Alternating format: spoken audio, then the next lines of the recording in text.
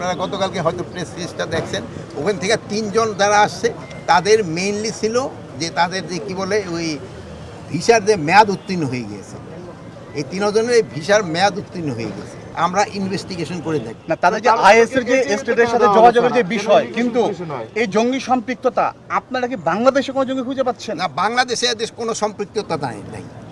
Sir, কিন্তু ওখানকার IGP বলছেন যে তারা বাংলাদেশের আইএস ইউনিটের জন্য অর্থ সংগ্রহ করে। ওখানকার আইজিপি কি বলছে আমি জানি না।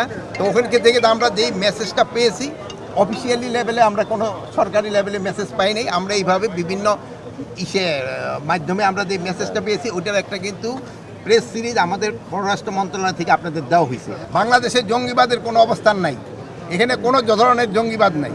আপনাদের সহযোগিতায় কিন্তু এখানে জঙ্গিবাদ নির্মূল করে দেওয়া হয়েছে। এটা ক্ষেত্রে আপনাদের ক্রেডিট সবচেয়ে বেশি। আপনারা সবাই মানে কোনো ধরনের আপনারা এই যে গত 10 মাসে কোনো একটা ইনফরমেশন দিতে পারছেন জঙ্গিবাদের?